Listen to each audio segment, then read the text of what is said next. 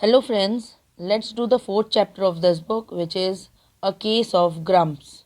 Okay, here Mr. and Mrs. Kumble's bungalow had been their home for many years. Their children had grown up there and now lived far away. What does this mean is this means Mr. and Mrs. Kumble lived in the same house for a long time. So it is written many years, and their children had grown up there, and now the kids live far away, lives in other places. When Mr. and Mrs. Kumble had first come to the bungalow as a young newlywed couple, the trees in the garden had been young too. What does this mean? When they first came here after marriage, the couple, Mr. and Mrs. Kumble, when they came here after marriage, the trees in the garden were small and young too. Okay. Now the trees were old, but they made the garden beautiful and cool. The trees have now grown up. The old couple enjoyed spending time together, especially in the garden, chatting, reading, or simply sitting on their veranda with a cup of tea. The old man and woman love to be together in the garden, talking, reading, or just sitting with their tea. Okay? One day, looking out at the garden, Mrs. Kumble thought about all the fun the family had enjoyed there. So, what happened? One day, Mrs. Kumble looked at the garden and remembered the happy times the family had spent there. Okay, she said, "How lucky we have been and still are. Our lovely green garden." She said they were very lucky to have such a nice garden and she still feels lucky now. Hmm, said Mr. Kumble. Mr. Kumble only made a sound, not saying much. After a while, he began to fidget in his chair. After some time, what happened? He started moving around restlessly in his chair, not sitting still. Fidget means not sitting still and moving restlessly. This seat, it's always been uncomfortable. What he says, he complained that his chair was not comfortable. He got up and went inside. Mrs. Kumble looked surprised, but she did not say anything. It was unusual for Mr. Kumble to be anything other than cheery. What does this mean? That Mrs. Kumble was surprised, but she kept quiet, usually because Mr. Kumble was always happy, so this was strange. Mr. Kumble returned with some cushions. He tried and rejected each one. He got crosser and crosser with each cushion. What does this mean? Mr. Kumble brought some cushions to sit on. He didn't like any of them and kept getting more and more angry. When the geckos appeared on the wall, ready to start catching mosquitoes, Mrs. Kumble said, "Time for supper." At night, geckos, that are small lizards, they came on the wall to eat mosquitoes.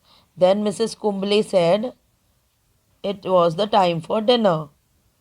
Mr. Kumble said, "Another meal, the same as always." Mr. Kumble complained that saying the food was always the same. Mrs. Kumble smiled at the geckos as she passed them. She wondered how many different pairs of geckos they had seen over the years. She said, "How long do geckos live for? I should ask one of the grandchildren to look that up for me next time they call." So what does she mean? Mrs. Kumble ignored the grumbling and smiled, and she thought about the geckos and even wondered how long they live. She decided to ask her grandchildren about it next time. Mr. Kumble grumbled as he brought in the cushions. "Unending chores, so much work. Oh, what a mess this house is." Mr. Kumble kept complaining that there was too much work to do and the house was messy.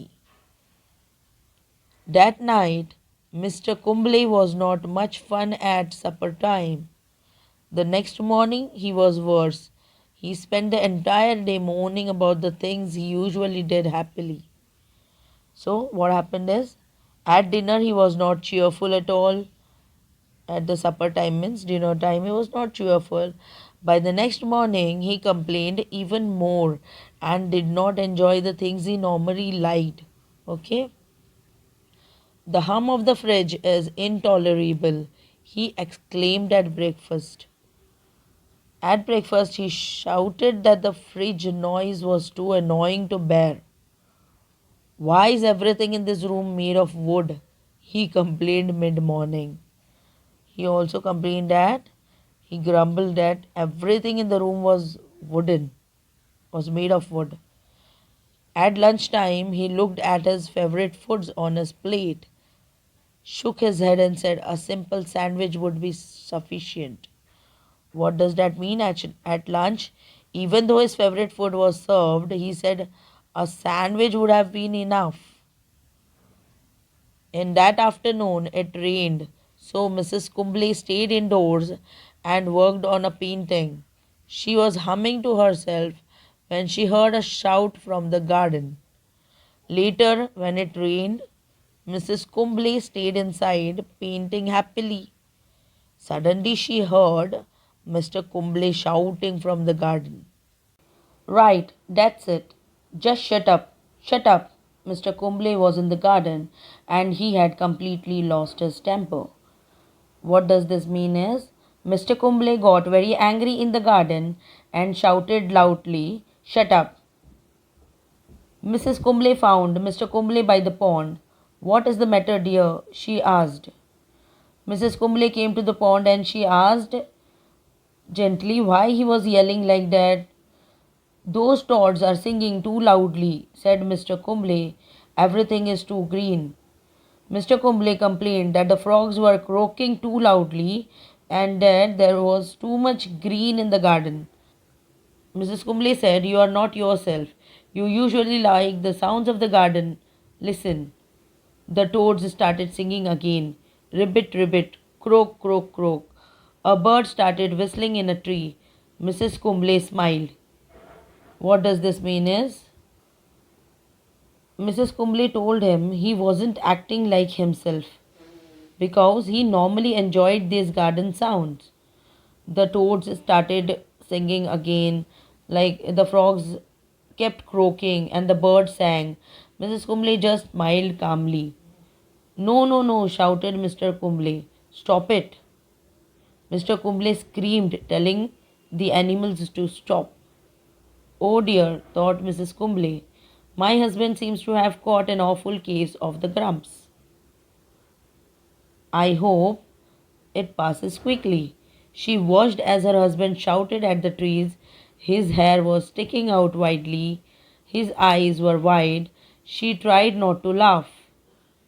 Now what does this paragraph means is Mrs. Kumble thought her husband was very grumpy today.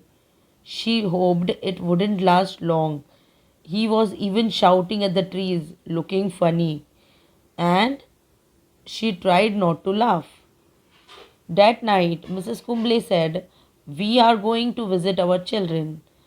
Why we are away, you can see if you would prefer to live where they live." And that night, what did Mrs. Kumble say? She told him they should visit their children.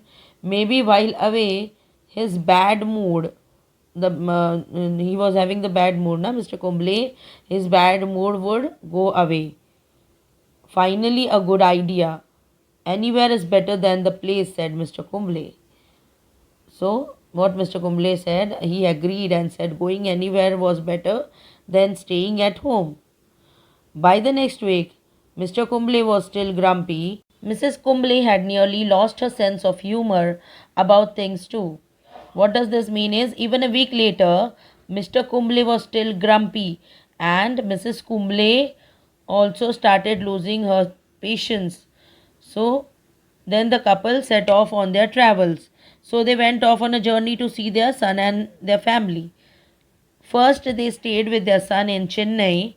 Their delightful teenage grandchildren took them out each day to see and do lots of interesting things, including pleasant walks along the seafront. Mr. Kumble was quieter than usual but did not grumble. Oh, good, he likes the city, thought Mrs. Kumble. So what happened here? They first visited their son in Chennai. Their teenage grandchildren took them for nice seaside walks. Mr. Kumble stayed quiet but didn't complain. So even Mrs. Kumble thought that he is liking the city. When they waved goodbye to their son's family and entered the international airport, Mr. Kumble started talking. Well, that was terrible. The city is so noisy. The air is not fresh. There are people and cars everywhere. Our son has music on all the time. The children talk so loudly. He went on and on until Mrs. Kumble suggested that they should try to sleep on the long flight. So, when leaving, Mr. Kumble spoke again. He said it was nice but complained there were too many cars, people, loud children, music, and even food that was different. Okay. He wished for their own bed at home. Now, now they went to Canada. In Canada, Mr. and Mrs. Kumble felt cold. Their daughter said that they could borrow better coats and thick socks so that they could go outside. But Mr. and Mrs. Kumble did not like the bulky coats and being outside in the snow. You get used to it, said their daughter. Next time come in summer. So what happened here? When they went to Canada to see their daughter, it was very cold. She gave them thick, heavy coats to wear, but Mr. Kumble didn't want to wear them or go out in the snow. Their daughter laughed and said they should come in summer next time. Don't worry, dear, we came to see you, not Canada, said Mrs. Kumble. Then what did Mrs. Kumble said? That cheerfully she said they came to see her daughter, not the country, and she laughed. She taught her grandchildren how to make naan and played board games with them. Mr. Kumble looked content watching television and eating snacks. Now, what happened is Mrs. Kumble taught her grandchildren how to make naan and played board games with them, and Mr. Kumble was happy just watching TV and eating snacks. After a week, they were once again on a plane. This time, Mr. Kumble had an even longer list of complaints. The children watch too much TV. Everyone is far too enthusiastic about everything. There's too much bland food. The water tastes different. Their house has too many stairs. And the cold. How anyone can leave? So, what happened here is after a week they flew again, and Mr. Kumble complained even more. He said the kids watch too much TV. The food was tasteless. Bland food is tasteless food. The water was strange. The house has too many stairs, and it was too cold to live there. It seemed that apart from maple syrup and wrestling on TV, there was nothing about Canada that he liked. Luckily for Mrs. Kumble, a fellow traveler seemed keen to grumble with Mr. Kumble. She put on her headphones and watched an excellent Bollywood comedy. What happened is, the only things Mr. Kumble liked in Canada were maple syrup and wrestling on the TV. Luckily, there was another traveler who was sitting with him, and he also complained. Mrs. Kumble ignored them, and she wore her headphones and enjoyed a Bollywood comedy movie. In Dubai, it was very hot.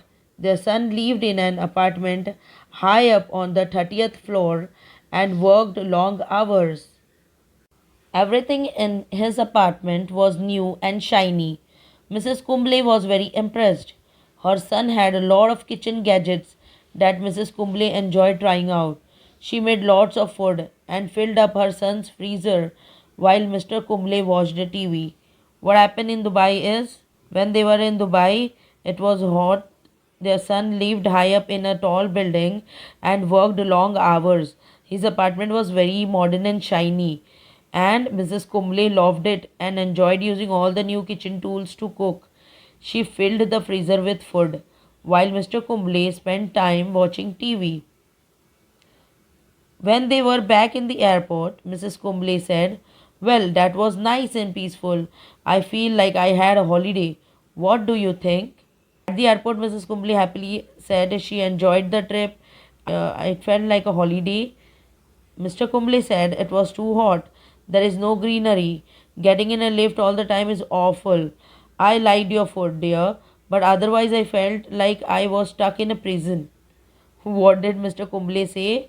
He again complained, saying it was too hot. There were no trees. Always using the lift was bad. And except for the food, he felt trapped like in a prison. Mrs. Kumble laughed in disbelief. A prison? Rubbish. That was most luxury I have ever had. Then, looking very serious, she said, "Please stop being so grumpy. It's not fun at all." What did Mrs. Kumble say? She laughed and said it wasn't like a prison. It was the most comfortable and fancy trip she had ever had. Then she told him seriously to stop being so grumpy because it spoils the fun. When they got home, it was late. The next morning, Mrs. Kumble woke up. She could hear singing. She went out on the veranda. There was her husband in the middle of the garden, spinning around. When he saw her, he raised his arms in the air. "Oh, wonderful wife, look around. Listen to the birds, smell the fresh air. What a wonderful home we have." What happened now is when they returned home the next morning, Mrs. Kumble heard singing.